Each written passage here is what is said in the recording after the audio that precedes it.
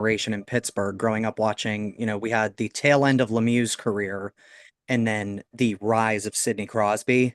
So growing up watching those guys get to play together, I mean, I remember going to Penguin games in the early 2000s when I was a little kid.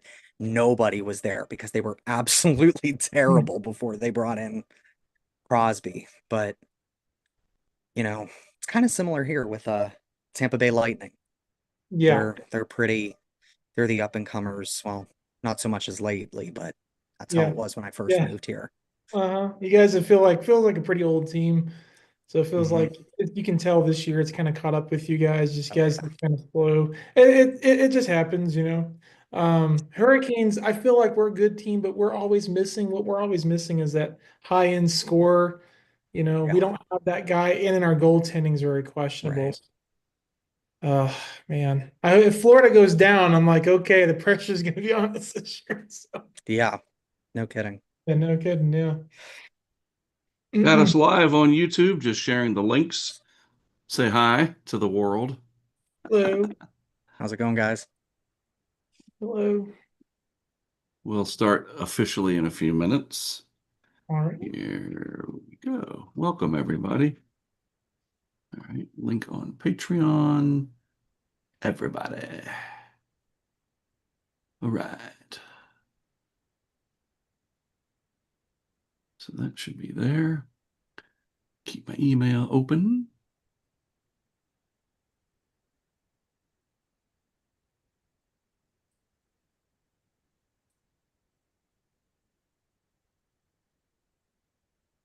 Should be public, but I don't. Oh, we got 21.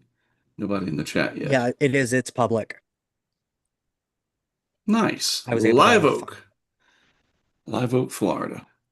Yeah, we'll give people a few minutes. Well, this is the pre-show with so CJ, what I got to figure out is, right now as I do this on Zoom, I see all three of us, me, you, and Eric at the bottom. But people are Right. watching, they just see me because Zoom takes the speaker and makes them full screen. I got to figure out like without having to pay hopefully $100 a month how to make Zoom look like a TV broadcast or like National Tropical Weather Conference does, Right. where they have whatever. And I know that Alex and them run it through Black Magic and they have Right. switchers and whatever, but I just like that more polished. I mean, I'll take what we got here, but I want a more We'll have polished to look and product down the see. road. But I want to be cheap about it and not invest thousands of dollars and then Right. have to burden somebody to run all that. Right. Anyway, so yeah, we'll wait for a few minutes for folks to jump on, and then I will introduce our guest, and we will get started as we, unpack here just a couple days after the landfall of historic Hurricane Melissa. Yep. Ah, I can't believe it's the end of October. Uh, Tomorrow's Halloween, going trick-or-treating with the kids. And I tell them I'm going to teach them all about tariffs because I'm going to get a 10% cut of I guess not the same yeah, thing, but I guess it'd be more taxes, but tariffs are Taxes. taxes. yeah. But dad gets 10% of the candy.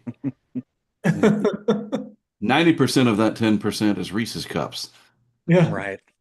It's like if you So, get it from this house and they have Reese's cups, it's 10%. If you get it from here, it's 5%. right, Right. right. There you go. That's an SAT question, by the way. If dad taxes your candy at 10%, but 90% of it's Reese's cups, how many Reese's cups did you get if you visited 12 houses? Oh, Chat GPT question. Oh man.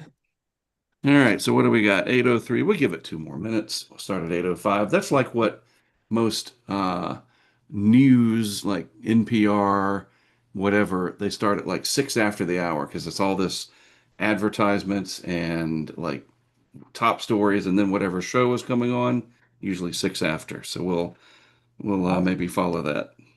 Hardy har. And oh, Eric, you have a cat. My daughter Mallory, who's in PT school, she just got a kitten today by accident. Oh, oh, 4 weeks old, wow. and she's going to keep the kitten and add it to her collection. You got a cat though, right, Eric? Yeah, I've got two of them. I got one right here. Oh, Oh, uh-oh. Wow, that's Halloween mask on. it's a big cat. it's a He's a big big cat. kitty. Nice. You were you Batman for Halloween? Right. Totally. That's Totally. You awesome. no pets for you, right, CJ? Yeah, I have Oh, you two got that dogs. dog. Yeah, that Yeah, one, that I one got that two dogs. Yep, I Uh, got two dogs. Woo. We have a 15-year-old Yorkshire Terrier, and then we just got a few months ago a French Bulldog, and he's interesting. He's only like 10 months old now. So oh, he's funny though. Dumb as a box of rocks, but funny. Love him to death. well, we're close enough. And let me just see. I have a big family, as most people know, and everybody texts me. It's like, come on, people. Call him So up. my daughter Braylon, who lives over in apartment 6A of my house, that's what I call it.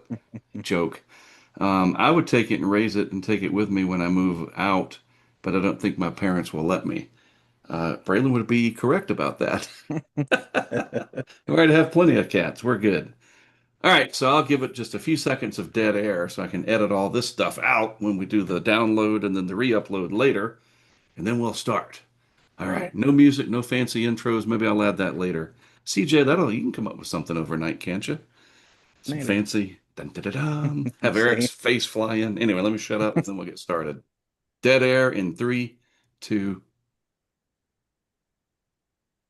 Well, good evening, everybody. Mark Sudduth, Hurricane Track here. Great to have you with me live on YouTube to discuss this historic Hurricane Melissa, still out there as we're recording this, on its way to pass Bermuda, by a good more than 100 miles to Bermuda's north and west with its center.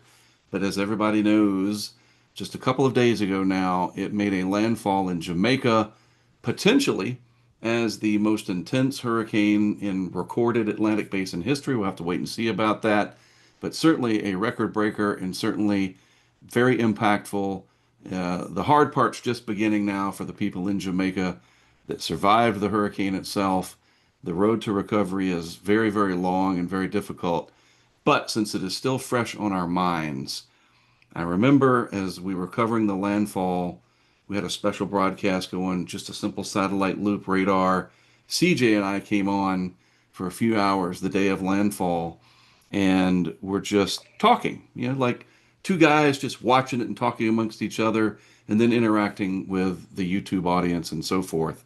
And we were in awe of what we were looking at. I have been in something like 30 hurricanes myself, including Category 5 Michael, plenty of other fours, threes, twos, and ones, and I've never seen anything like Melissa, and talked about it a lot, that I was very glad I was not in Jamaica.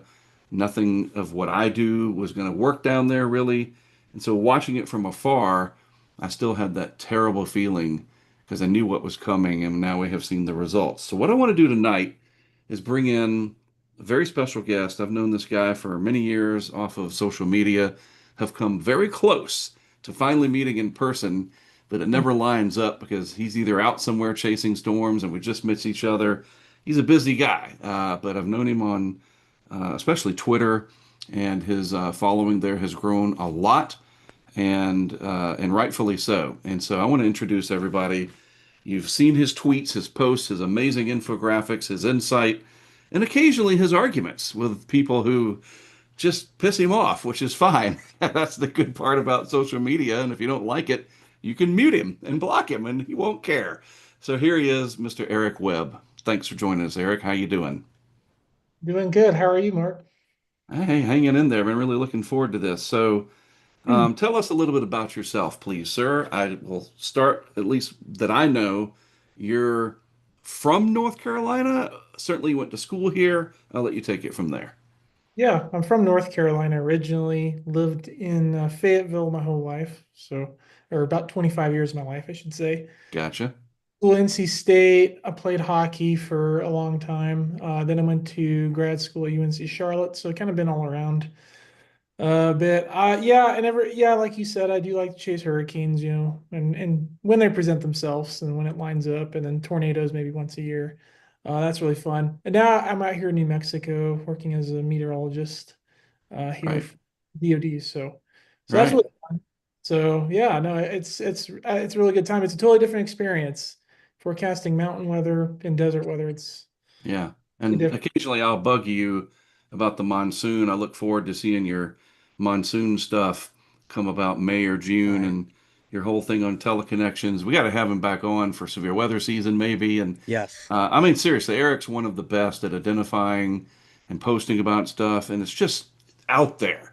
There's no like hyperbole to it. It's just it is, and Right. I love that. I could soak it up all day, as can like over 80,000 people that follow him on the Twitter. No offense to Elon, but Yep. it's still Twitter to me. Yeah, Um, it's Twitter. it's okay.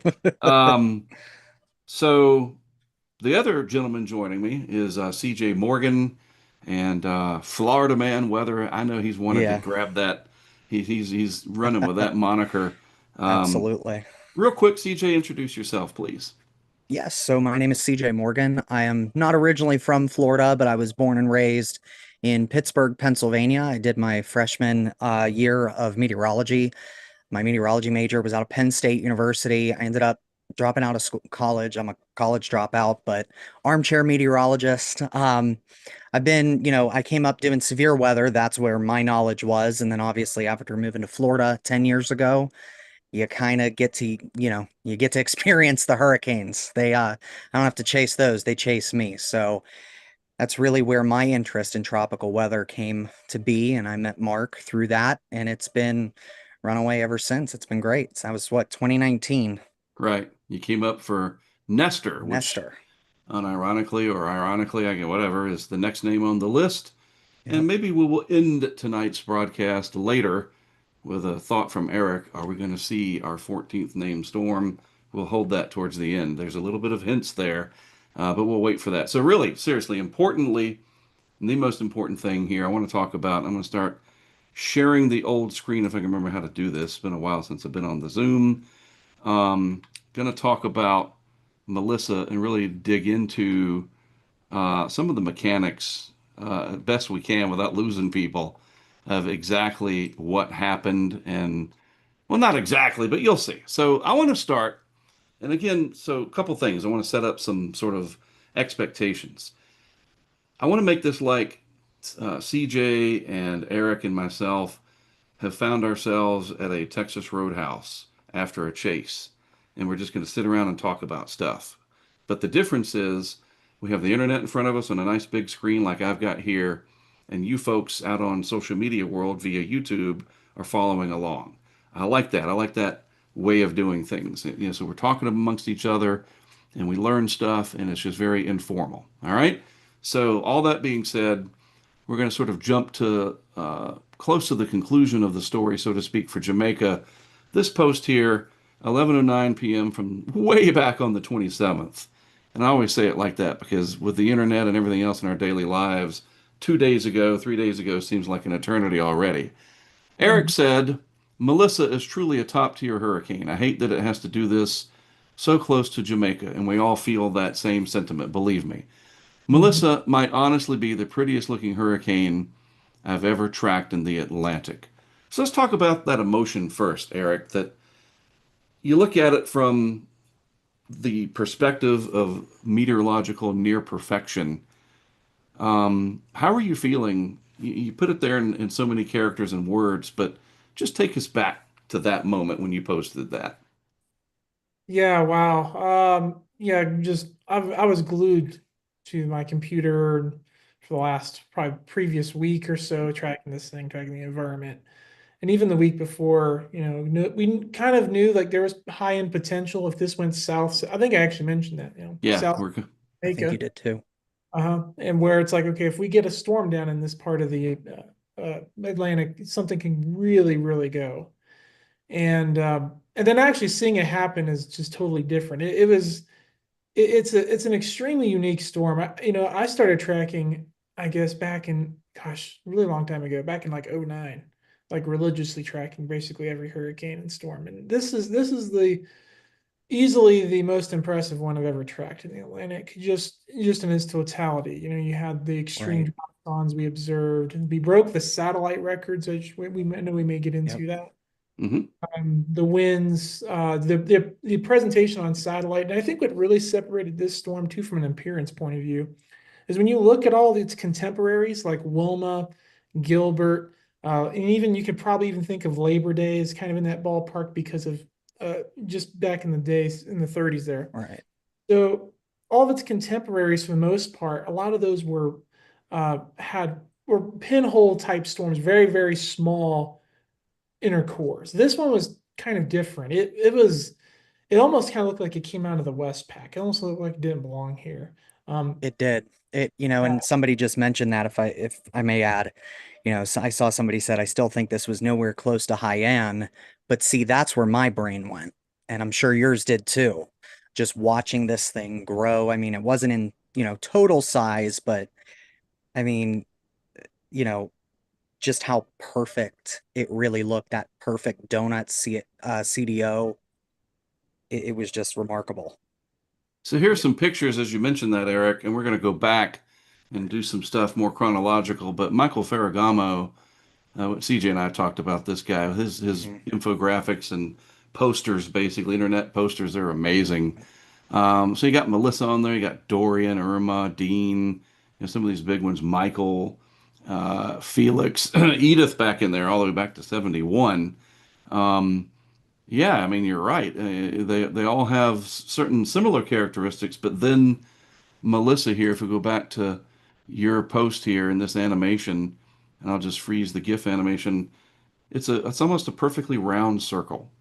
And the CDO, and we're going to get into some of these terms too. As I promised people, we're going into the weeds, and right now we're out in the lawn, and we're getting ready to get into those weeds soon enough. Believe me.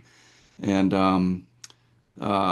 it was meteorological perfection, and like you said, unfortunately, that took place as it came into an island with a truly remarkable culture of people that are going to have to deal with this for a long time. So let's go back to what you were saying, and you set it up perfectly. 12:38 p.m. October the 19th. All Ooh, right. The okay. Western Caribbean is by far and away, and I remember I showed this in my video that day, I believe, the most anomalously warm subbasin in the global tropics at the moment, just in time for Invest Area 98L. And, Yeah. it's just a very simple graphic that you posted. There it is. It's hard to believe, by the way, that that became what we Right. saw. Like, wow. So let's talk about that. All right. So anomalies do not make hurricanes. Give us and I'm going to approach this too, by the way, that I know most of what I'm asking, Eric, but I'm asking for the sake of the benefit of the audience. All right. So, um, anomalies does not a hurricane make, or whatever the expression is. Um, how do we get these hurricanes in the first place? Let's just go to some elemental, basic tropical meteorology.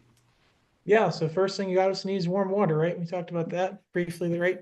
And the reason we really look at anomalies, mean is important too, obviously. You need the water to be warm enough. And well, clearly we know in the deep tropics and middle of hurricane season it's going to be. And so we really look towards anomalies. And the graphic I showed is kind of global mean removed. So it's a little bit different from a normal anomaly. What you're really looking for is you're really looking for where things are kind of relative to itself. And so if we use like a regular 30-year base period map, everything can be red. But the reason I Right. like using maps like this is to let you kind of really hone in on those particular areas. And also the tropical troposphere is going to respond more to these sort of anomalies that are removed uh, globally or tropical mean removed because as things kind of shift cooler and warmer, the profile in the tropics changes in accordance with that. And so it's all kind of relative. And so when you see those relative anomalies that are really highlighted there, that indicates you're going to have a really favorable area for upward motion, ascent, and a favorable atmosphere environment, which kind of gets into those other variables like wind shear, for Right. example, Right. having a pre-existing disturbance, which we obviously had there with Yeah. L, and a whole host of other things kind of have to go right. Uh, and like, persistent convection and moisture in the environment, which we had tons of. And so kind of everything sort of came together there for it to happen. But a lot of people us in the business kind of saw this coming. Like we didn't know the outcome, but I remember before Ian, you posted something similar about how absolutely Right. favorable. And I remember thinking because we were also watching Fiona, and I was going to go to Nova Scotia. In fact, I was on my way. And anyway, story for another day. Should have focused just on Ian, but I digress. But you nailed it. Like, I mean, that you talk about the upper Yep. environment, you showed the 200 millibar level, etc. And you're like, if something like, I don't remember everything like Rain Man perfect, but you were like, if something were to get in here, it's going to be perfect. I mean, paraphrasing. And so Melissa's, seedling there, 98L. By the way, it was a regular tropical wave that came off Africa Yep. several days earlier, right? And so Yep. you've already got your energy, your heat source, your little bit of vorticity is there, and it was headed towards this environment that looked really, really favorable sea surface temperature wise. But it also looked like it was going to be really favorable in the upper levels as well. Talk about that briefly, if you don't mind. You got your moisture, your warm ocean temperatures, the anomalies are there, so it's warmer than normal. Um, when we look for these upward motion pulses, we see the terrific stuff that Ben Null puts out. What exactly does that mean? How could you explain that to like a group at a library or our YouTube group, whatever? I know what it means, but like you can see that coming in these upward motion charts. What are you looking for? We're looking for well, of course, you're looking for upward motion. You look for mean large scale ascent. One thing I like to look at, and we see the variable all the time, it's velocity potential, but really it's just Right. large scale divergence. The reason we really like to focus on that is because compared to convection or most other variables, it's also coupled between the extratropics and the tropics. It's kind of one of those variables that kind of inherently links the two together. Hmm.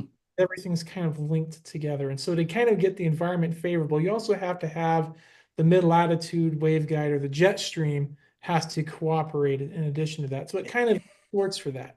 And then in there, we're kind of filtering or we're kind of taking a gold pan, or panning, say in the panning for gold, right? We're looking for certain types of waves. So we're kind of filtering through that and just to kind of see, okay, what is actually comprising this? Is this a Hmm. Kelvin type wave, an NGO type wave, a Rossby wave, all of the above, that sort of thing. Right. And so we kind of look at it all together. And when you comprise that with the fact of, climatologically, in October, we know climatologically all of our activity, not all of it, but most of Right. it focus in the Western Atlantic again, and you get this really big ridge that develops usually over the Western Caribbean and Central America Up at and the upper levels. in the upper levels. And that Yeah. helps relate it, create light shear, but it also creates Right. a really, really favorable divergent, Right. super divergent environment. And that's immediately what I saw. And then you couple that, like you say, with the warm sea surface temperatures and the oceanic heat content. That, a lot of times I know that kind of gets overstated, I think. But when you have a really strong hurricane, a slow moving hurricane like Melissa, it's able to tap into that fuel because most storms, tropical storms or weak hurricanes that move kind of quickly across the tropics, they only kind of skim the really upper Right. part of the ocean. They don't really dig super deep. But Melissa was very different in Sure. that Right. regard. And so those things really made a big difference. So kind of all those things came together. And it was really just dependent on, okay, would the storm actually get there? Right. And that Right. was a huge question mark. CJ, you look like you did did you Right. have a thought? So, yeah, so, you mentioned how this area, especially within the Caribbean, becomes very favorable, whether it's the high pressure up at the upper levels, or, I mean, obviously the Caribbean's going to have immense upper ocean heat content, very deep, warm water.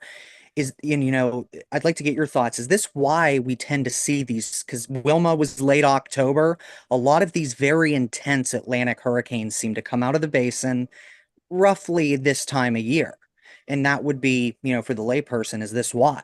Could those reasons, obviously for this storm, its seedling was off of Africa, but is this why we see that explosive growth within the Caribbean, especially later in the season? Yeah. Yeah. That's part of why we see it a lot. This year was really special too. When you go back and look at Right. the seasonal hurricane map before Melissa, there was absolutely nothing in the Right. Caribbean, Right. absolutely nothing. And so you pretty much had spent all summer and the fall just warming it up and just building, building, and building it up, and just waiting for Right. the right opportunity for that to show up. Yeah, we just see this a lot of times because the water has basically kind of at its max warmth, so to speak. But then in the upper levels, what starts to happen is we know the jet stream starts coming back. And so what Right. starts to happen is in the upper levels, it starts to cool just a little bit, and that creates Yes. really, really large, for lack of a better term, large areas of instability. Yep. Right.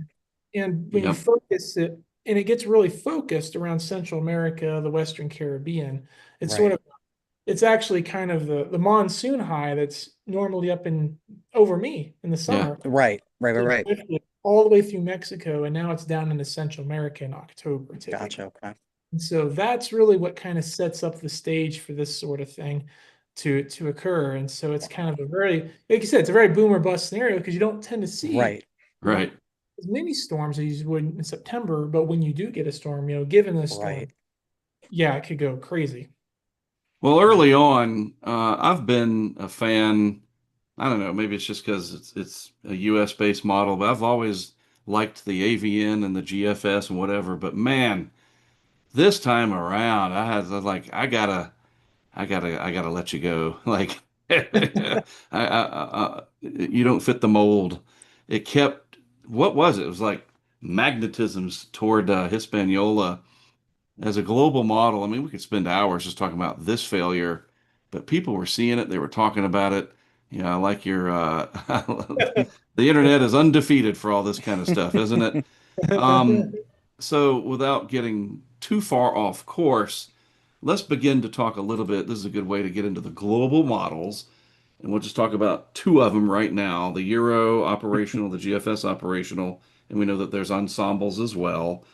But do you have an explanation? And I will say, I'm not going to accept it's just trash. You know, just like in sports, Exactly. why is so and so bad this year? Because they suck. Well, that's not an explanation. That's an ad hominem attack. That's an adjective or whatever. Well, sometimes it applies, like the Jets. It's like, well, it's the Jets. Right. Right. But Right. the But GFS has typically been pretty good at cyclogenesis, to be very serious here. And the Euro seems to have always had to play catch up. yep. And then you start having them in their battles of who's going to win out. But, the Genesis and then the early track always going towards Hispaniola was abysmal. Any, like, surely they're looking at that up at INSEP. Like, I mean, come on. Right. Yeah, I think this just kind of got exposed. I've seen this happen many times. Pretty much anything that's taught in what we call the intertropical convergence zone, or in the Western Pacific or Eastern Atlantic, we see it a lot. It's called the monsoon trough. Really, the Right. difference is the monsoon trough has westerly winds to the south of it, whereas intertropical convergence zone has easterly. So that's really a fun way to remember that.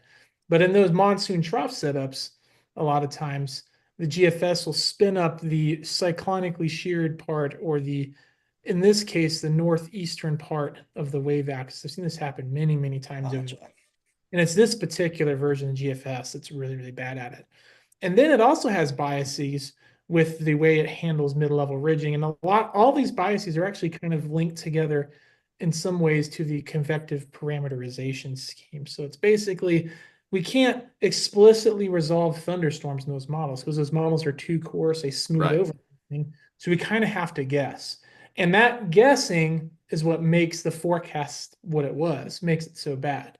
Gotcha. Right. The reason you didn't see it as much in the Euro is because it kind of takes basically a different parameterization or a different guess of what the convection should be. Of course, it kind of has the opposite problem, as you noted, tends to sort of underestimate a lot of these Genesis type systems. Part of that could also be the new versions has like these weird gravity waves that emanate out. You've Yeah, I've probably seen that. Yeah. a lot Right. of Right. times. But I think the thing that really so in this particular case, even before the models kind of locked onto the Western solution, I was kind of leaning that way. And the reason I was was that not only the GFS model biases we talked about, but in this part of the Atlantic, the the central Caribbean, we call, hey, it's Halloween. It's a great time to say it. It's the graveyard, right? Right. Well, we call it that for a reason because tropical cyclones rarely form there. Melissa is actually an exception. That's what's impressive about this. Right. It was like, even though it looked like poop, coming into the Caribbean, it formed in an area of the Atlantic that rarely does to begin with. Sure. But it's really just because, so what happens is you think of the easterly trade winds kind of blowing along in the Atlantic from east to west, right? Well, what happens is when they get up towards the Caribbean, right? So so this is a pretty good image to show, is basically there's two sets of mountain ranges. So there's actually the northern end of the Andes Mountains, in South America goes all the way up into northern Venezuela there. And then you have the higher terrain over Hispaniola in Puerto Rico. And so what happens here is these easterly trade winds, basically, it's kind of what formal name for it's the Bernoulli effect, or basically Mhm. you're shoving the air into a tighter space, right? And so it kind of squeezes the trade winds through that area. So that creates divergence at the surface, which basically rips apart tropical cyclones. And it's very detrimental to storms like Melissa in its early stage because it's a very shallow wind shear, Right. because it's really maximized at the tops, near the tops of those mountains, right? Right. And so it's the formal name for it's called the Caribbean low level jet. Right. So that is what Okay. really kind of made Melissa look really, really bad early on. Sure. Part of what made me Right. skeptical of the GFS, because for the GFS to have verified, the vortex would have had to have been vertically stacked Yep. and stronger. And I just know in that Right. Atlantic, seen it, Right. tens of times, storms usually just don't get going there unless it's a very, very unusual environment. This one Right. wasn't. Right. And We can so see that. yep. And so I said, you know what, it's going to stay, separated. And even if the GFS was right, let's say, and there was like we call these mid-level vortices, right? These mid-level vortexes, right? If one Right. of those tried to burrow into the surface, the problem with that would have been there was just so much stretching from the low level forward, deforming. It would just, Right. it's hard enough to get one circulation going. Try getting two or three going. Yeah. So Yeah. Right. it made me always really skeptical of that. And I said, well, it's probably going to go west. And then on top of that, the GFS's biases with the ridge are important because that low level part of the ridge to the north of the Antilles also affects the trade winds. So Sure. that Right. ridge being weaker on the GFS actually made the environment less unfavorable than it probably should have been at that point in time. So that's kind of a Interesting. kind of a feedback loop on it. So yeah, it's just kind of just a whole host of things. Wow. Interesting. Because, again, your internet connection is unstable. I hate that statement. Um, Anyway, yeah, you have to have convergence at the surface, and that jet helps to sort of tear everything apart at the surface. And I talk about that a lot. It's trying, the tropical cyclone is trying to bundle that energy, and that low-level jet's not allowing that bundling. So everything's just a disheveled mess going through. But the GFS, wrong about the strength of the subtropical ridge, showing an incorrect, more favorable environment. So again, it's just wrong, wrong, wrong to begin with. And so then it develops it feeds it into that weaker ridge, off it goes, and it was just wrong. All right. So if you're just joining us, talking with Eric Webb Oh, and his cat, all right, hey, about what you doing? Melissa. Say hi. Got cat one over here, cat That's one. right. Hey, Um, so Melissa gets going, and I want to go back to sharing the screen and let's see what I got next for us. So, um, it obviously gets fired up, and you started mentioning at some point. There's a lot to start getting into. I talked about getting into the weeds. Well, here we go, folks. Hope you got your bug repellent and everything else because we're getting deep in there. Might even have some snakes. All kinds of stuff here was happening. Um, I'm trying to think of where I want to go with this. So one of the big things that you talked about, I want to find the exact post that you made about it. Oh, by the way, let's just go back to this real quick. Also from Andy Hazelton, this is on the 22nd. I know I'm backtracking a hair. Big fan of Andy is Eric, as we all are. If Mhm. Melissa does, so this is kind of summarizing what Eric said. So I'm glad remembered that I had this tab. If Melissa does end up turning west over the Caribbean, south of Jamaica, like the Halves and H. Mon Euro, etc., do, I don't think it's hyperbolic to say we will likely get a Category 5 and quite possibly one of the strongest storms ever recorded in the Atlantic. That was on the 22nd. Deep warm water, we discussed that. It's above average as well, especially against the mean, as and relative to the rest of the globe. Massive upper level anticyclone, enhanced divergence from the jet to the north. We haven't discussed that yet, but we'll get there. And a moist environment. At that point, the only constraint on intensity would be inner core structure and the maximum potential intensity. And we basically saw everything come together. Here are those graphics. There's the anomalies. This was your OHC, the upper ocean heat content. That's the depth of that warm water, ample. And then the upper level anticyclone was just phenomenal. And the jet to the north helped to ventilate it. I do want to talk about that too at some point. And it was not going to be suffering from dry air around. All right, Right. so Eric mentioned, I'm going to find it. There it is. Um, so you said, even with all the structural intensity, and so we'll fast forward here. Melissa gets its act together, it's off to the races. This was just incredible. I was really hoping that you would talk about this on Twitter, and you did. Even with all the structural intensity and oceanic changes underneath Hurricane Melissa the last few days, the diurnal cycle still remains undefeated and inevitable. When I saw you post that, I lost it. I was like so like wow, because I thought that I have seen that happen over the years dating back to early hurricane imagery where at night it seemed like these things Right. like to just take off, and especially later in the season. And I thought there's got to be a reason behind it. I think I know what it is. Eric, take it away. What are we talking about here? It seems like it's a new thing. Somebody made it up. They didn't. No. And there it is. So fire away, sir.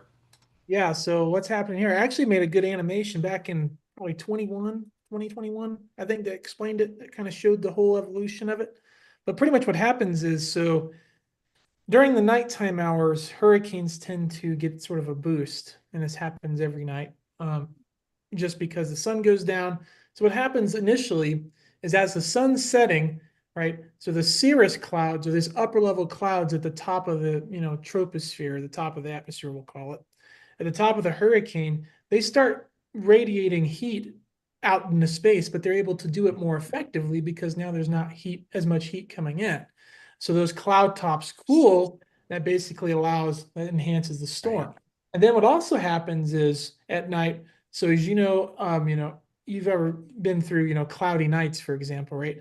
A cloudy Right. night, the air temperature kind of gets held up because the radiation at the surface bounces up against the cloud and bounces back to the ground. So what happens is it actually invigorates the vertical circulation in that sense too, because now you're cooling quicker outside the hurricane, but inside of Yes. it, where you trapped that heat, now it's even warmer. So both of those things come together. And what happens is this really cool thing. It actually starts in the evening hours, so near sunset and just after sunset, in the inner core of a hurricane. You'll see the convection really expand, get really cool. And then as the night progresses, what happens is there's this gravity wave. So basically, it's sort of a buoyancy type wave. It hits Right. kind of the stratosphere and just kind of bounces up and down, right? And so this Right. wave goes outward as the course of the night progresses. And so you'll see at first the inner core will get really, really, you'll get the cool cloud tops will intensify. And then as you get towards morning, it starts to turn into now the outer core, or the outer rain bands start to intensify more, whereas the core may not cool quite as much or sometimes warm. This can Right. actually create these cool things. We actually saw this happen a couple times with Melissa. It wasn't Correct. successful, but what we've seen in other hurricanes, Larry is a great example from 2021. We probably remember all those eyewall replacements in Yeah. that form. So what happens is you can get sort of a favored period for eyewall replacement cycles just from the diurnal cycle. Interesting. The late, you know, the late overnight through the early to mid morning hours because now the core isn't cooling as much, but the outer rain bands are at a faster rate. And so that's kind of what that graph shows is it's at, I think, 300 or 400 kilometers away from the center of the storm. So you can actually see, and this is local time. And so you can see it's between midnight 00 and Yeah. 6 a.m. That's when it peaks. So it's in the late overnight period Yeah. there. And that can sometimes even disrupt hurricanes to some degree. But yes, you see kind of this behavior happen pretty much every day. And then you can see there, around 18 or 6 o'clock there near sunset, it's at its warmest. And so yeah, it happens all the time. And like you say, you really see it in the later part of the season. Yeah. The nights are longer and they're Yes. cooler. Right. And that definitely plays a part. So is another way to think about it too. This is what I was thinking is that you've kind of cooled down everything. So the sun went down and you got this tremendous heat engine down there. Now the environment all around it, like you said, hundreds of kilometers away, has cooled off a little bit. So it just seems like, to put it in simplest terms, it just makes instability more efficient. Like it's just like, yeah, like it just makes it easier to be unstable and to get all that lift to go. Is that sort of another way to think about it? Like it's easier, Yep. the instability increases basically? Yep, because the ocean, right? We all know water, it takes a lot of heat to change the Right. temperature of water. The water's really not changing, but the air Right. is, or the Right. air above that. Right. And that little change, a few degrees, can be the difference a lot of times between thunderstorms and no thunderstorms. Exactly. Right. Exactly. That's what I was thinking. And so I'm glad that okay, good. And then the other thing is just seeing it happen. I stayed up so late those nights waiting to see if that pink off of Levi's site here, depending on whose site you were using, and just watching it turn and get going, and then it just filled up the whole CDO, and I was like, oh Yep. my goodness, it is just pressing up against, the stratosphere. It seems like, oh, like, and the cloud tops cooled, and it was just like minus 80, minus 90, whatever. It's like, I gotta go to bed. I gotta get kids in the morning ready for school. But dude, this is just meteorological eye candy. But at the same Yep. time, this is going to be very bad for whoever it goes up against. And that, of course, was Jamaica. So, real quick, a lot of terms we've said, or at least acronyms. Again, I know a lot of the answers to these questions, but for the sake of the audience, for their sake, CDO, that's a financial term that was in that movie, The Big Short. That's not what we're talking about. This is, uh, so tell us what the CDO is, real quick, please. Yeah, it's basically the central dense overcast. So it's pretty much the region, basically the core region surrounding the eye, or in some cases, a weaker storm, the center of circulation, maybe can't quite see the eye. It's pretty much a fairly uniform region of really, really cold cloud tops, really cold and persistent cloud tops and thunderstorms. And so that's basically all the CDO Right. really is. And then at night, like we say, in the evening time, that's when it really cools off. It cools off really, really quick because as soon as you take the heat away from the sun, it's Yeah. like, oh, boom. Yeah. And makes the storm stronger in this particular case with Melissa because in the eye it's warm and it stays Yeah. warm. Right. Yeah. So that actually we normally think of, it's so ironic how this works, is we normally think of hurricanes purely as these barotropic or systems without temperature gradients, right? But one of the Right. biggest temperature gradient between the eye wall and the eye. That's what Right. really helps Right. generate those winds. And having that diurnal cycle enhances the temperature gradient between the two. So all of these things came together, unfortunately, as perfect as one, as Mhm. I wouldn't say could ask for, but you know what I mean? Like it just started clicking boxes, so to speak, and lining up. And I mean, CJ, It when was you like saw that, you it was remember. like building. If I were to open Intro to Meteorology, look up hurricane, and I mean, just start building a storm as your, beginner meteorology class, Yeah. it was textbook in every single way possible. I mean, I just, but what I want to get to the second part of what he's talking about in that same post, the lightning. The Yes. lightning in this thing's core, Yeah. and me and Mark, I mean, we just could sit there and just watch it from, the goes. the GOES satellite system, because we didn't have radar at this point. Can you talk a little bit about, because I know people don't really realize lightning is rare in hurricanes. It's very rare in these types of tropical weather, generally. You'll see them in the outer bands typically, in Right. those first, especially the supercells, the low top supercells within the feeder bands.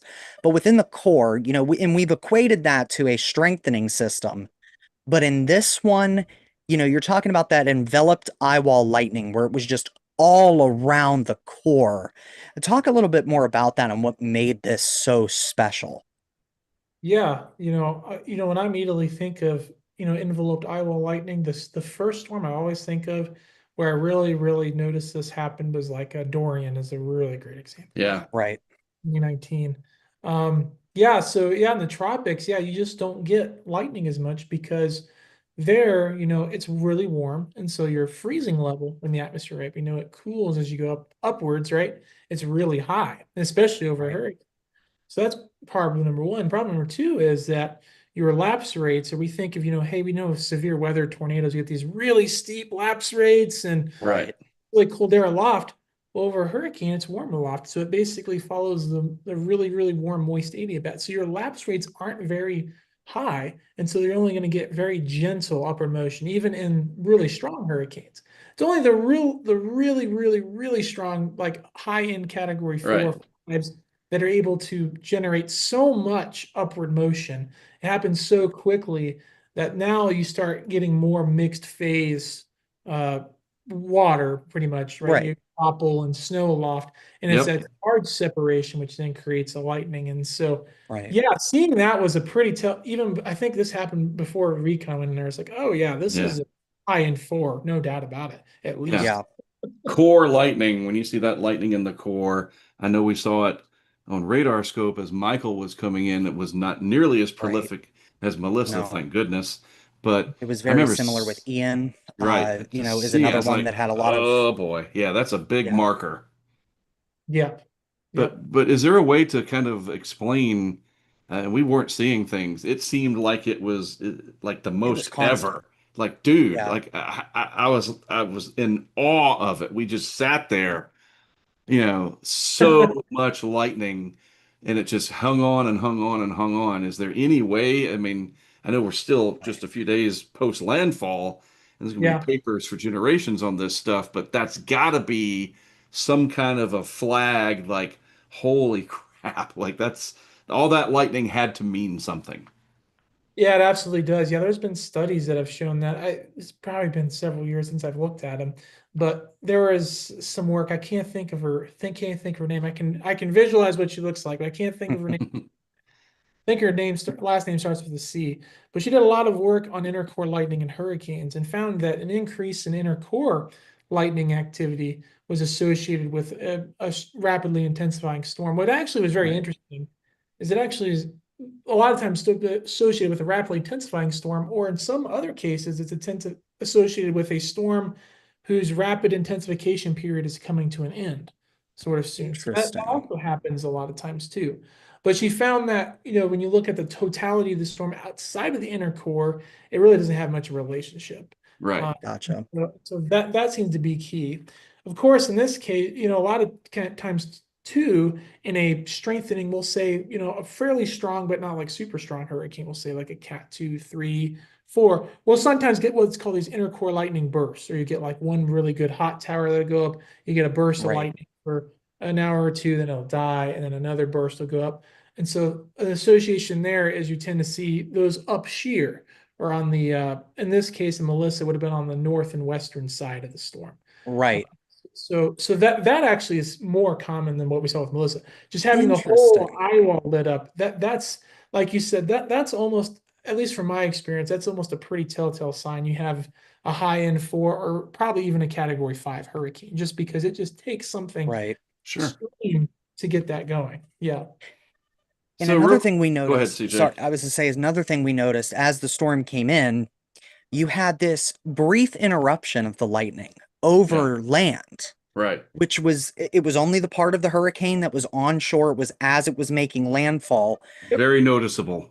And it was extremely, apparent, just looking at with the amount of lightning within the core, what could have caused that? Because Can I that's just something I jump don't, in, CJ? I yeah, like this. go Like, ahead. I think, let's see what Eric thinks, that that part that got over land, you're temporarily stunting that upward motion because you can't draw from the Right. ocean anymore. It's just enough to retard that it didn't do the trick to get the lightning. Am I in the ballpark, do you Interesting. think? Yep, that's basically what Interesting. happened. Yeah, I just didn't have the upward motion, so it's a little bit more typical, I guess, of a hurricane, or a tropical cyclone, where it's kind of more gentle Right. lift. Yeah. Yeah. Gotcha. Okay. Yeah, it was very interesting to see that, especially because, you have the terrain, the elevation difference there to actually make that, much more apparent. It's different going over, Jamaica, the island of Jamaica than say Grand Bahama, for Sure. Uh-huh. example, with Dorian. There's going to be much more of an South impact Florida. there with yeah, well, yeah. I mean, Um, sometimes, you see the brown ocean effect over the Everglades. So, right. I want to get yeah. into steering, or not steering, but jet interaction real quick. Yeah. And this is from our good friend and colleague Matthew Harding, who's got a home project going on right now, or he would have joined us. But I Yep. wanted to make sure I got this question in from him, from Wichita. By the way, they're building a cheesecake factory in Wichita, so there you go. Wow, they're moving up in. Yeah, Awesome. That's how you know you've got a pretty decent sized city. If you don't have, exactly. we don't even Yes. have one in El Paso, so we're Right. Really? That's hard to yeah, believe. it is surprising, isn't it? Wow. All right. What impact did the trough to the north have on the rapid intensification of Melissa? And kind of related to that, um, if that trough, that we have to the northwest of storms, is that like a key? We seem to have had a trough just northwest of Michael, a trough interacting with Wilma, a trough interacting with Ian. Seems like we're onto something here. Yeah, yeah, that happens quite a lot, actually. So yeah, what it really does is it helps sort of ventilate a lot of the outflow. So we think back to the discussion we had, right, about the diurnal cycle, right, and how it affects the temperature of the cloud tops. When you're taking all that divergence away, or you're forcing air to basically lift up into the trough, so as sort of the air spreads out from a hurricane, right, it eventually sinks at really, far distances, right? Right. Well, what you're doing is you're taking that trough there well off to the north. It's basically letting the hurricane pump its heat into that, and it's letting it pretty much not have to use energy or heat to force, Right. that large scale divergence to sink back towards into the troposphere. So it actually cools it even more. So that basically sort of invigorates it. There's another process that's a little bit more complicated to understand, but it's an inertia or inertial Sure. instability. And so that's And Interesting. sort of all. constructive interference instead of one that comes in Right. and destructively interferes and imparts shear. So I remember, now certainly this was 20 years ago, but I remember the early forecasts for Wilma coming off the Yucatan were pretty and then it changed pretty quickly. Part of it was moving with the flow, but anyway, it interacted with that trough, and Wilma made landfall as a pretty formidable three, and I With was that there. giant And eye. yes, yes. Oh, the giant. With that giant Uh, eye. So speaking of that, Mark, I have one question and I want to get to this because somebody made it commented on it, and this was something that you and I talked about. The eyewall, the lack of an eyewall, a true eyewall replacement cycle in this system. Yeah. You know, there we I go. want to touch on that because this thing, I mean, and I heard terms like I had never heard the term MERC before, MERC. It's something that we hadn't really talked about, and Mark and I, discussed Right. it briefly. I don't know if you want to explain, like, what could, was this storm just that stable and that walled off per se from its surrounding environment, or what could have led to the lack of eyewall replacement cycles in this storm? Because as we see them intensify into threes, fours, fives, you have some storms that they'll undergo them repetitively every other hours, every couple hours or so. Yeah, good luck explaining a PhD level type paper in 5 minutes. Right. Yeah, it's really, really Whew. challenging. On, Yes. honestly, there's still a lot we don't know about this because this paper came out Right. this summer. So that's one pathway. There's so many things that have to go right. But yeah, one Right. thing I would say in this environment that was really interesting was the fact that we had wind shear, but it was out of the north. So that Okay. was interesting. And so what tends to happen, at least there's different pathways, tons of different ways you can get eyeball replacement cycles. You can have land, Right. you can have the diurnal cycle, as we talked about a little bit earlier, that can force it. You can just have, convection just randomly pop up in one part of the storm Right. and it symmetrizes around it. But there's this pathway. A lot of times you'll see, especially as these storms like Wilma you mentioned or Michael, as they're turning up into the extratropics, they're turning up into a trough. They go through what's called an asymmetrical eyewall formation process. And so Interesting. what made this one interesting is that it held on to the northerly shear for a long time. And so that helps create the heat fluxes or the boundary layer fluxes for that matter around the storm sort of symmetrical. And so that can Right. kind of help. This paper talks about here is storm relative helicity, which we normally think of as basically a measure of Right. rotation in severe thunderstorms. Well, Right. this actually, in a hurricane relative sense, can be important because what can happen is there's sort of these dry air punches. We didn't really have a whole lot of dry air, Mom, Melissa. Of course, Right. there's different ways of looking at that too. But a lot of times is in those environments, the dry air just isn't in the right place relative to where a lot of the outer band convection is occurring in the tropical. Gotcha. So that can be another reason. There's a whole host of things. This honestly, even when I was looking at it in real time and every day come along, it's like, what, this is surely going to be an eyebrow replacement cycle. No, it wasn't. Right.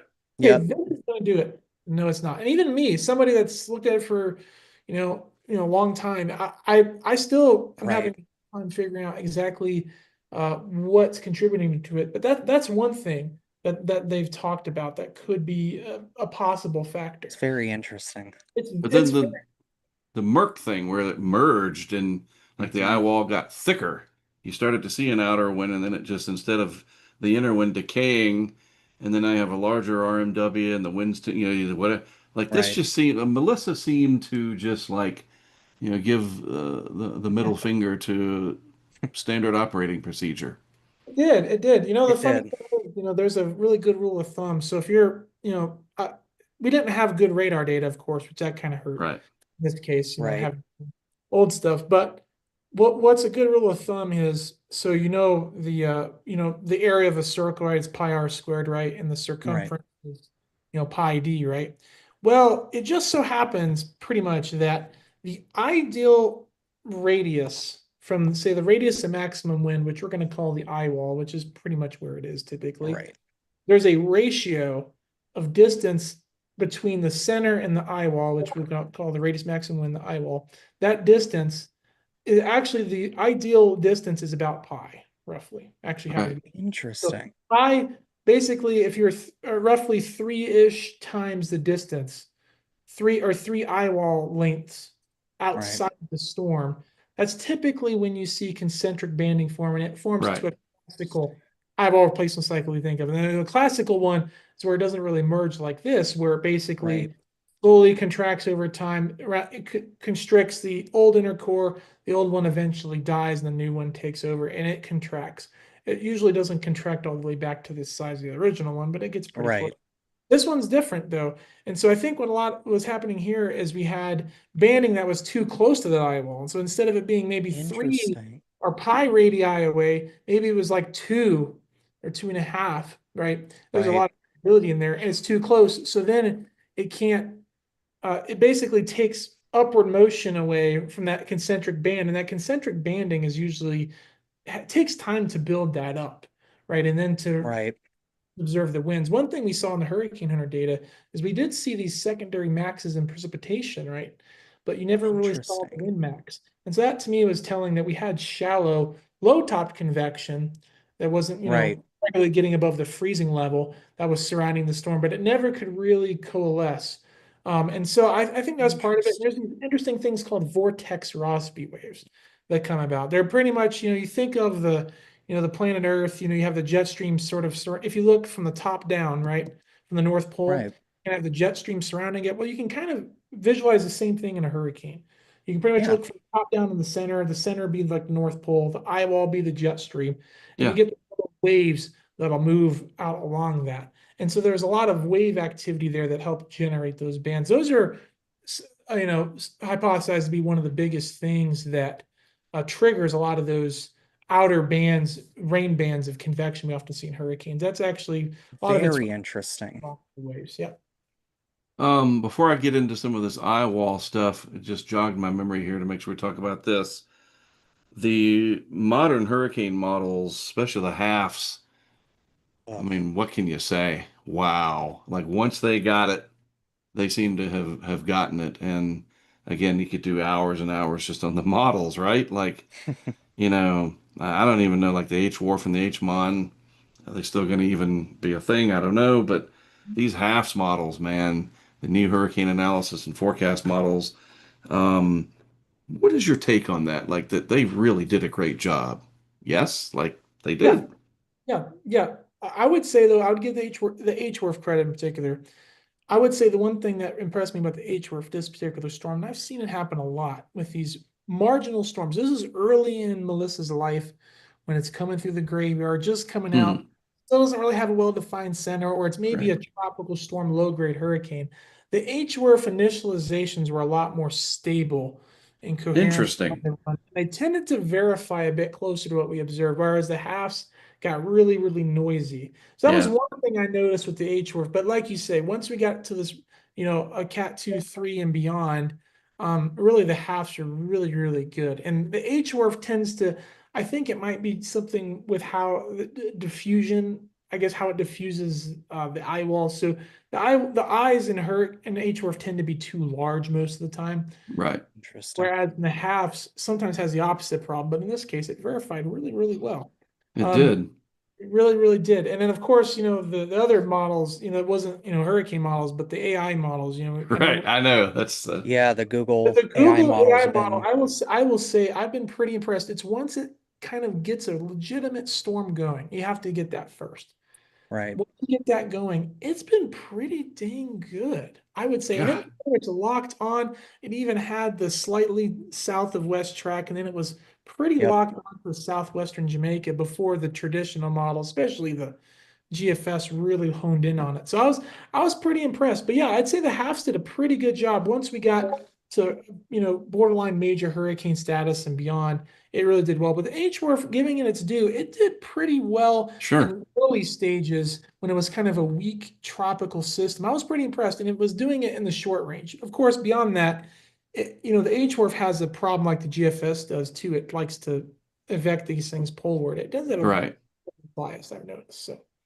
Well, once we had it up and running and we were close to landfall and recon from the Air Force and NOAA are in and out, you posted this 10:17 a.m. on the 28th day of landfall. This drops on through the south and southeast part of Melissa's Eyewall is the most insane drops on I've ever seen. And I'm going to stop there. Explain that. Yeah, What's insane about it? I Sell it mean, to me. I've never seen that much wind throughout the entirety of the profile. I mean, you're seeing winds in several of those levels, 200 knots, Yeah, 220 knots. That's basically like an Indy car going right. by, Look at all 250 that. miles per hour. And what's interesting about the 219 observation, so they have to go back and verify it, but Hmm. that would be the record for a drop zone, an individual, a wind measured by any drop zone anywhere on Earth to date, if that is verified. So I wanted to point that out as well. So that's what I mean by impressive. So they actually do fly hurricane hunters occasionally in like Western Pacific storms too. And so when we compare all the storms that we've kind of done hurricane hunter missions on, that would be the highest one in the entire database, that individual observation. That's remarkable. And I will say too, the one thing that's really remarkable, and I've noticed this, and there's sort of this regime change that happens.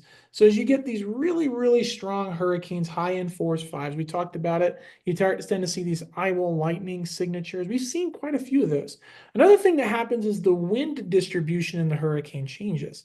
So we do like what the Hurricane Center does is they basically sort of take the flight level winds, they take like a ratio that based on the average wind profile of dropsons for I think there's a pretty long period of record that they pull from. Yeah, They basically assume, okay, this is roughly what the surface winds are like. Well, what right. starts happening in these really, really intense hurricanes like Melissa is that the wind maximum strengthens, but it also moves lower in the atmosphere. So it moves closer to the surface. And then Hmm. what also happens is the boundary layer, or we think about basically the surface layer where you can basically mix up your winds to, that also starts to deepen. And so what happens is two things. You get what's called a low-level jet starts to develop and it sinks towards the surface. And then your boundary layer is deepening. So the combination of those two things, it greatly changes the ratio of your wind profile and how it behaves. So we saw that with Melissa. We were like, wow, the flight level winds are only 160 knots, but we're getting 180, 200. Of course, that was gust, but even when you took out the gust factors, it was pretty close to the flight level winds. There are certain things that happen there. It's sort of basically you get kind of the super gradient type of flow, and you get this really deep inflow layer. And as we mentioned, the low level jet starts to move closer to the surface in a God. really, really strong hurricane. And it changes. So that's what actually makes those super high end hurricanes even more dangerous. Is now Yeah. that the strongest winds, instead of being higher up in the troposphere, now they're almost right next to the ground. And that's unfortunately a lot of folks in Yeah. Jamaica experience that because of the terrain. And so those winds and that drop zone, somebody probably up in the mountains there probably saw Yes. over 200 knot gusts easily. Yes. It Yes. wouldn't surprise me given some of the video and photography that we're getting out of the damage areas. Just looking at the trees, like I said, my experience comes from severe weather. I mean, seeing the way some of those large oak trees were just snapped, not just snapped, where their top branches have been snapped clean off and Yeah. debarked, wouldn't surprise me at all. Looks like No. tornadic damage, like an It does. EF5 tornado. It looks like some of these stronger tornadoes you get in Dixie Alley as you And Yeah. go that is through the going to be a terrain. problem. We saw it in Acapulco with luckily a lower end Cat 5 with Otis, and those buildings are up high. And I mean, look, one day, Miami, West Palm, maybe Houston, we got really Tampa. lucky with Laura and where it came in and as it did, that's a whole other can of worms. So speaking of gradient, this is interesting too. This is off our Patreon. William messaged me, says, Mark, I have many times analyzed the aircraft recon raw data, and what really blows my mind is that at one lat long point, we had a measurement of 964, and then Yep. a tenth of a degree closer to the center, 902, a 62 millibar pressure gradient within 10 or 15 miles.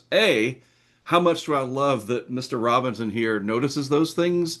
Oh, yeah. And Right. we get excited about these things. We realize when they interact with land that bad things happen. So please don't ever confuse this excitement with our lack of humanity, because that's not the case at all.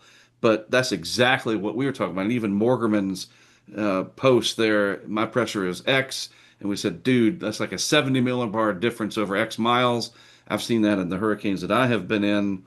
Eric, that difference over distance being that steep, talk about steep lapse rates. Is there a term for a steep pressure gradient that sounds better than steep pressure gradient? His deep pressure gradient. I can't think of a good one. We No, have I to can't. call it the Webb gradient. There we go. Yeah. You can call it But that those are if you like. totally real though. Yeah. You've chased hurricanes and I have Right. too. It's amazing how fast the pressure drops. And yeah, your ears will pop in it. And when it Yeah, changes Hmm. that much, it does hurt. it Like if does. And I people, noticed that that's been a common thing from these posts on one of the things Yeah. that's great about social media, you can really see these things happen. People talking about that where it actually hurt. Somebody mentioned it was like taking a flight. yeah, And yeah, that and you hear about that in tornadoes too, where they come over and the ears pop and whatever. But I mean, you're talking, you go from, I think, what was it, Mark? We were talking about the difference when we were just looking at it, eyeballing it during landfall. You had Morgerman who was at like 960 or whatever, or Yeah, it was like 980, and you 982 at had one point, and it and was at 892, 892 and it in the was a center of 90 the center. difference, 90 millibar difference over, and I didn't have a thing. It We were was like so, yeah, I I wish I think we had said like calculated it. 20 Right, miles maybe, right, right. difference. And then, I mean that's remarkable. tongue in cheek said, well, no wonder it's going to be so windy there, but that's exactly Right. It's what's yeah. happening. And so yeah, that kind of an analogy, if it was that steep of a lapse rate, you would have basketball size hail. yeah. Yeah. The difference in, the way the temperature drops as you go up and so forth. So that, yeah, so William Robinson, thank you for that. Um, all of this stuff, we see it happening from far away this time because I didn't go down there. And that was really fascinating. Is there anything that you thought of that will stay with you for a while as you watched it from New Mexico, besides what we've already talked about? Is there something that's gonna, wherever you are, you're gonna be sitting at a stoplight somewhere and you can be like, damn, that part of Melissa is just, it's back again. And it just not bothers you, but you know what I mean? That Yeah, just inspires you, or you're in awe about, again, that you keep revisiting. What do you yeah. think that might be? Two things we talked about. One of them we talked about, and obviously, and I even said that on social media. One thing that always will stick with me is just from as a scientist point of view, is the lack of our Yeah. traditional replacement cycles during its life. Yeah, if I see that again, I will definitely think of Melissa. I also thought of Hurricane Larry, like you mentioned 4 years ago, where Mhm. every moment you turned, it's like, dang, there's another Eyewall replacement cycle going on, or Right. hurricanes. We think of this is an oldie. Hurricane Ivan is a good one. At one Mhm. point, it actually was undergoing three Eyewall replacement cycles at Yep. once. We had one there, and you had the concentric ring around that, and then there was another ring developing an even larger radius. So that's one thing that always stick with me, and of just how symmetrical this hurricane was, how Yes. stable and cold the CDO was, and the eye size for a hurricane of that intensity. Like we've mentioned, when you look at Wilma and you look at Gilbert, you look at all these 2 to 3 miles. Yeah. they're pinhole eyes because you really have to Yep. pack. That's what really amazes me about Melissa, is you don't really think about this, but an eye that's even twice as large as Wilma's, it takes 4 times as much heating to generate the same amount of pressure falls because now you're trying to generate the same amount of pressure falls over a surface area instead so you kind of have to square it. So even if it's 3 times as large, it takes almost basically 10 times as much heat, right, to Right. generate the same sort of pressure. That's what really amazed me with this storm. So yeah, those are things I'll always that always live with me with Melissa. I personally think, this is my personal opinion, having trekked, I mean, hundreds of these things, I guess, at this point, this is by far the most impressive one I've ever seen in Oh the yeah. Yeah. as Shocked me. I mean, it did. I mean, I'm not gonna forget this for a long time. no, No, it was like we took a typhoon out of the West Pac and just dropped it right into the middle of the Caribbean Sea. yeah, Um, yep, you talk about comparisons and, contemporaries, and I mean, you have to look back, and that's what really hit me was the 90 years. I mean, this is 90 years this year since the 1935 Labor Day storm.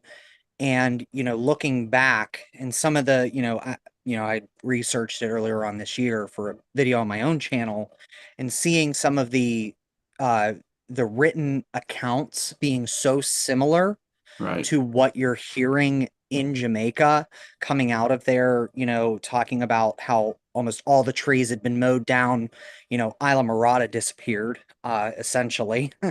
But all of the middle keys were basically I have to imagine it looked like these images we're seeing out of Black River, Jamaica, just absolute. But then you look at it, what amazes me is the palms and the mangroves.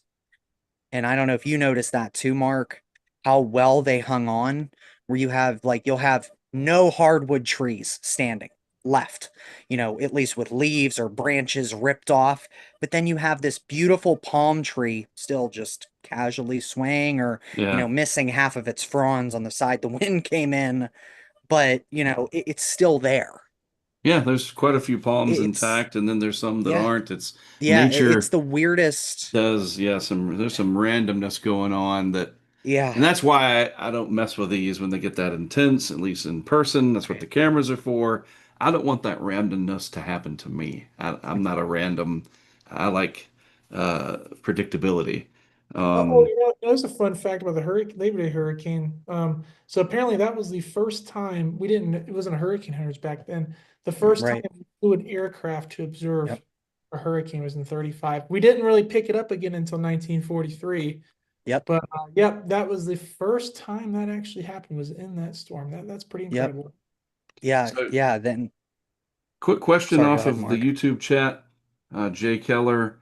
Any correlation with storms that get stalled and greater strength? Dorian comes to mind. I mean, I can answer that a little bit. I remember when Dorian slowed down, it certainly did stall. And I think Hmm. once they stall, I don't care. I mean, maybe that upper ocean heat content in the Caribbean is going to take a little longer, but Dorian, it was perfectly like you see it rotating, and then it started getting wobbly Yep. and everything started getting out of sync.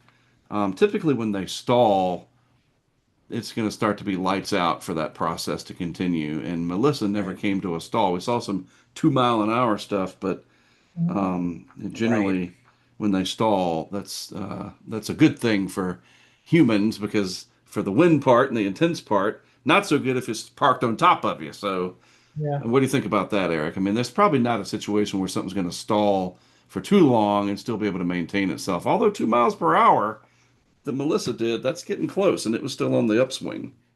Yeah, yeah, yeah. Usually, it just upwells itself, as you mentioned, right? So, Right. the top layer of the water gets overturned and mixed. You have cooler water underneath that, and that cooler water gets upwelled into the hurricane. Yeah, the warm water was very very deep. There was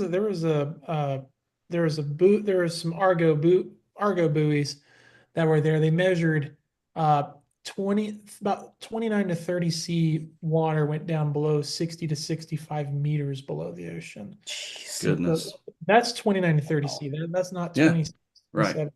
That's like high end. Yeah. And so yeah, a lot of times when they get these really strong hurricanes, that they'll tend to do that. But that's what keep Melissa going is that really deep, really deep warm water. A lot of times, like you said, we don't see it, Right. especially during the Bahamas. You just don't quite have as much warm water there. A lot of times you just have a shelf, and so there's only so much you can cool the shelf water. So True, true. it's Right. really You dangerous to kind some of go people. back to Sally, and this again, we got to cut it not short here, but I got to go in about 20 minutes or so to pick up my son.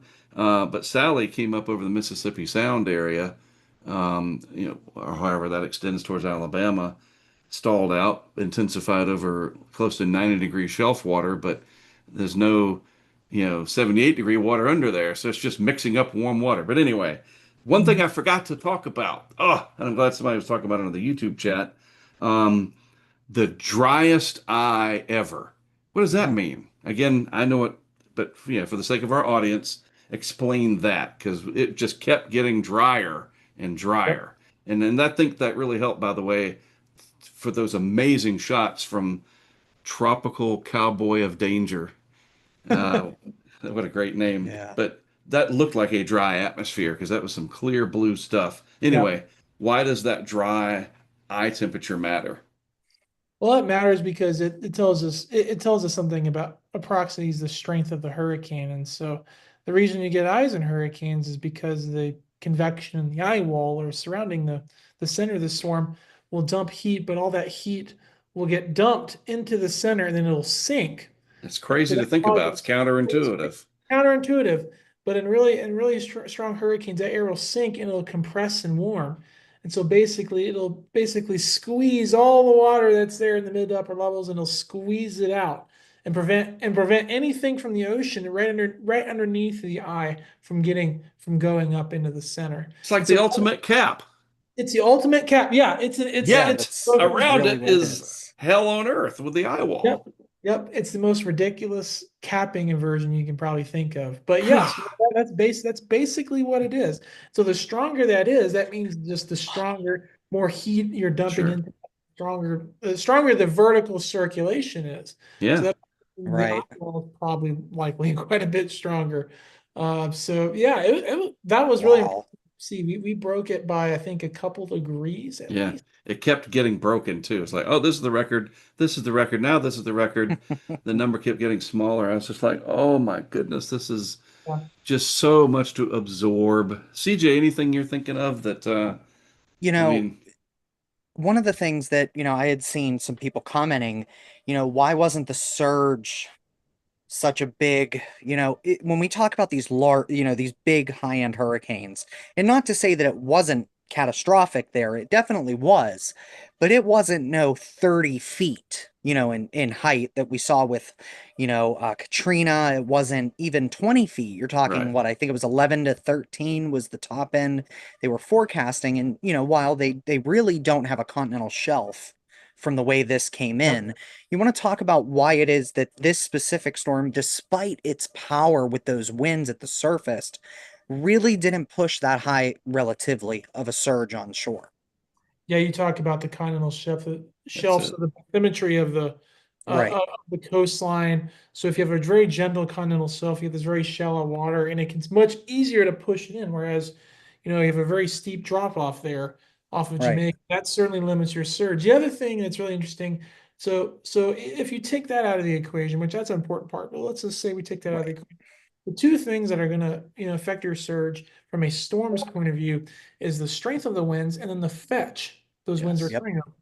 And so in the case of Melissa, had very, very strong winds, but the core, at one point, the hurricane Yeah. force wind only extended 25 miles from the center, right? right, Exactly. So you have very, very strong winds, but then you had very, very small fetch. And right, uh, there's also this other thing that happens is because the pressure drops, you actually see the water will right, bulge upwards. Right. So The it's a right, inverted barometer effect. inverted barometer, exactly. right, And so that's why part of why Katrina was strong, because Katrina was such a right, much larger hurricane.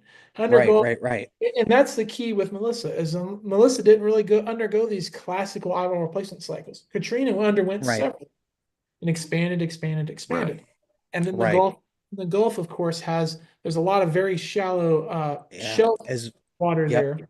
yep. As we know, especially along the Gulf Coast from here the whole way to, South Padre Island, we're, one of the most susceptible coastlines on the planet to massive storm surges. Um, but I think that was one thing that a lot of people took away from this Right. was the lack of because when we think of hurricanes, especially Mark, that's what you do. That's what, Right. that's what this is about. We look at the surge cams, in my head, I'll always think of Max Olson's with Ian, just because of the Right. perfect time lapse, or yours with even, the fact we were able to show people Michael, what an Right. actual category 5, that jet propulsion of the Right. And surge so that brings me, is that's a good just, point. And we showed that a few times. CJ's right. yep, The camera there in Mexico Beach, the surge came up, but that shelf was pretty deep. And those waves would come in and then they mhm, would just get slung at a ridiculous speed yep, and just spread out and tear up the pavement. And Taylor Trogdon had a name for it. I forget what he called it. That's okay. But to see that with the GoPro cam in reality. But here's the analogy for you, okay, to understand the Melissa versus a Katrina. Okay, Melissa is like a 200 mile per hour leaf blower on an Olympic sized pool. You're going to be able to blow a certain spot and blow it the heck out of there, and anybody on the other side is going to have a bad day. That's Melissa. Katrina is a 747 jet engine on the same pool. It'll blow the whole damn pool out. And I know that's right, hyperbolic, but that's the difference. It's the same wind or whatever, but that tiny little concentrated area of the RMW. But I have to think from the Michael footage that right there in Black River, you had to have those big waves coming in off the Caribbean, hmm, and then that wind took them and just it had to just be like a nightmare. And that's what I said in some yep, of my posts that we're going to be talking about unimaginable. And then people, we won't get into the blowback, but oh, he's talking unimaginable. Here we go. It happened. And we see that from past experiences. right. And anyway, just remarkable, remarkable stuff. Any other thoughts from you guys, Eric? Anything that you wanted to bring up before we got a few minutes. I'm not in a big hurry, but anything you're thinking of before we Yeah, wind it down? yeah, so we were talking about satellites. One thing that also I wanted to point out was that we've set the record for highest advanced Dvorak Yeah, technique D Right. number ever observed in the entire satellite era anywhere ever. on where it's Hmm. not just the Atlantic, just the Pacific, everywhere. And that was with Melissa. Um, that has been around for a really long time. So really advanced Dvorak technique measures pretty much approximates the strength of a hurricane based on sort of features like the eye, the temperature, the cloud tops, the curvature, the length and the curvature, the banding, et cetera, et cetera. And so, yeah, so in this particular case, yeah, we set the record for highest ever observed. Yeah, there it is. Was it like 8.5 or 7 or something? Yeah, yeah, I think it was like about 8.7. Yep, yep. Yeah, And And I I this, think find it from Dr. 8.7. Maui. He talked yep, about it a lot. an advanced Dvorak technique only goes to 8.5. So Melissa actually broke the scale. It was actually Wow. beyond the scale. That's The scale that's was 8. incredible. So that just shows you just how incredible this storm really was. I mean, from satellite, you could not have asked for a better looking hurricane. And I use that sense in terms of the meteorological, scale of Right. it. You really couldn't. You Right. couldn't.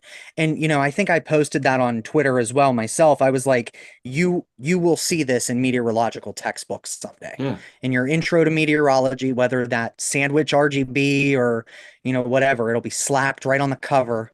And Yep, that's what, that's a hurricane. yep. People can look at it and go, that is a hurricane. Mhm. Um, and just watching people watch it.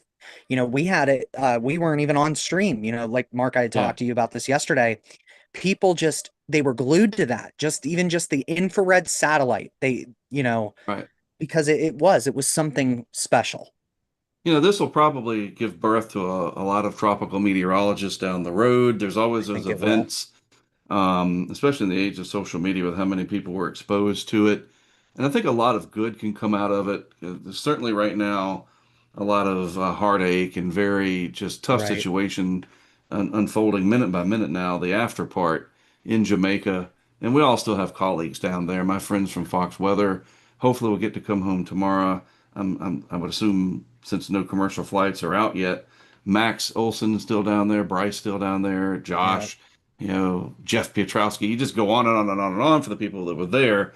Um, but these events sometimes, and we're in a very weird age with science and just AI, and there's a lot of gray area now with everything. It's a lot different than it was 30 years ago. But sometimes these benchmark moments like this create this pivot in a different direction that improves things. And I Yep. hope that this helps to jumpstart that. And you had a great post that you talked about Andy. Is Andy, he's behind some of the halves development, right? Yes, he is one of the main guys that helps create the model, the schemes and experiments. And then he flies in the Hurricaners too. The guy's Right. just Yep. Need to see he really him. knows everything. I don't care who's in charge. That doesn't matter. Need to see him at the White House with a Yeah, medal or something. And I'm serious Yeah. about that. That's not, everything. blowing smoke. Like amazing stuff. Just it really does excite me for the future. Like this is a bad situation for Jamaica, yes, but maybe some good can come out of this and inspire new scientists and direct AI Yep. to go in this direction to help even more. But the biggest problem, no matter how good these models are, is the communication. How do we get people to understand and do something about it and take action? Right. And I'm all fired up now. I can't remember the exact expression, but it's like a perfect forecast is no good if people don't take action, something like that. Yes.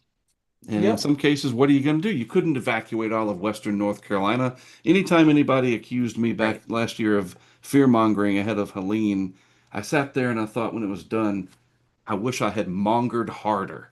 I wish I Yes. had left everything like and become like Superman and gone up there and literally pulled people out. You've got to leave Spruce Pine, Bakersville, Swannanoa. You go, and same thing with Jamaica. Can you just get those people out?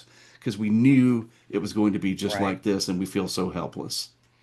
But our hearts are there. It really is. I hope people understand that.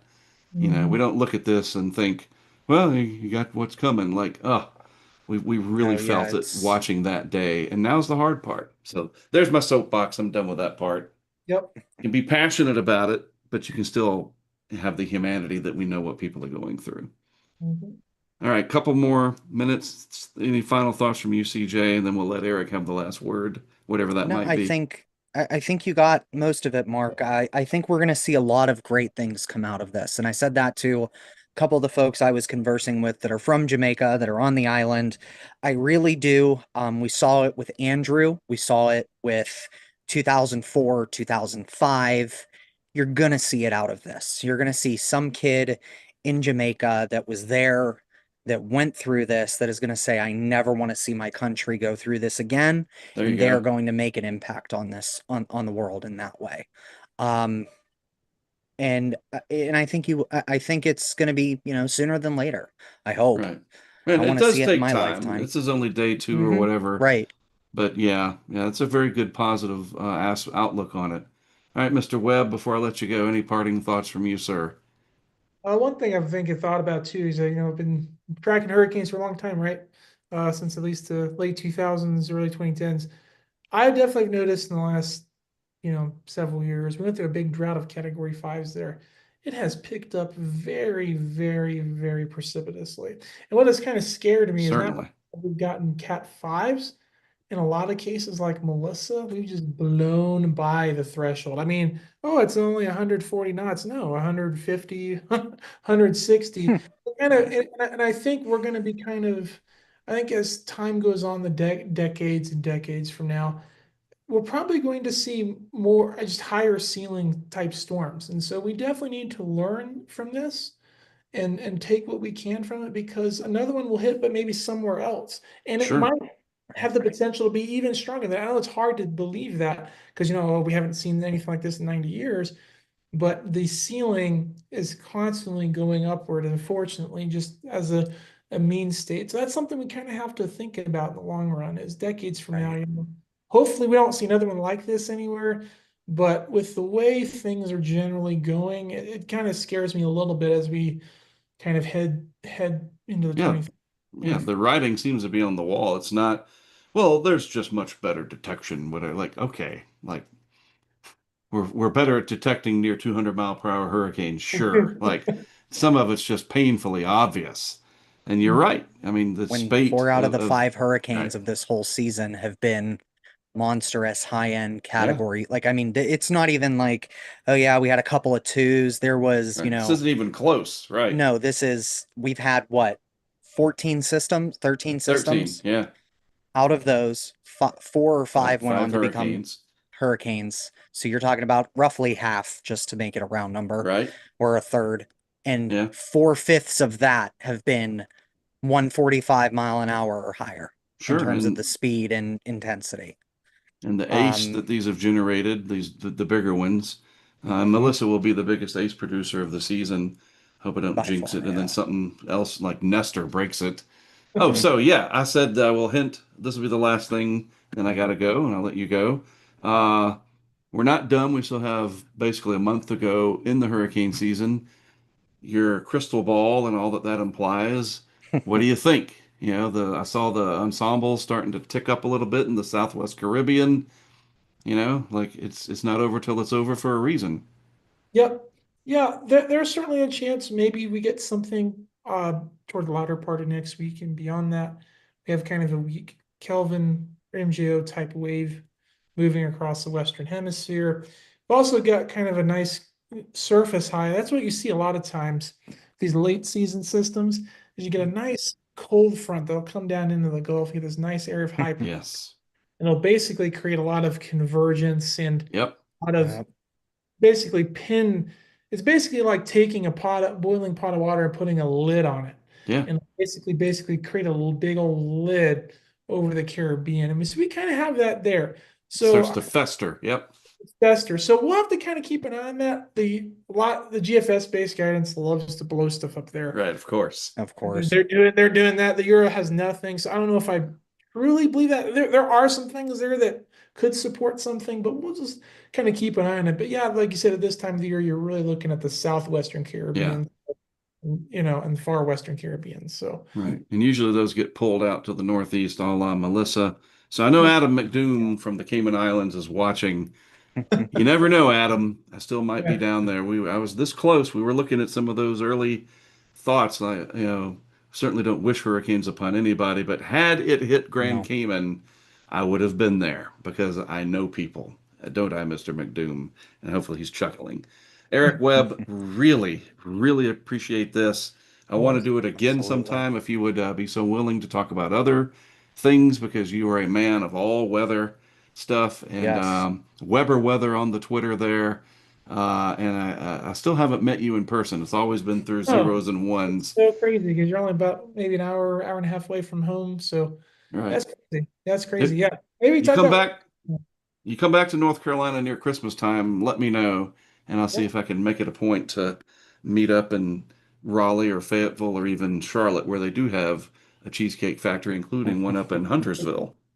Ooh, yeah. I've been to We that one. might I've been end to up both. seeing them next time we get stuck in Clovis again That for too. like three That too. weeks. Yeah, you That might, too. might. Yeah, yeah, definitely. Yeah. I mean, we got winter coming up. Yeah, I was talking a little bit Yeah. about winter on there. Yeah. I'm actually pretty encouraged about it, at least the beginning of it. So it could be Hmm. interesting.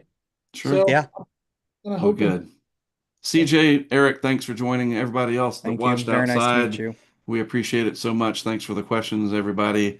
Yeah. We'll be back in the future with Eric Webb to talk about something interesting, I'm sure. Absolutely. Good night. Thanks, everybody. Thanks, Eric. Thanks, Mark.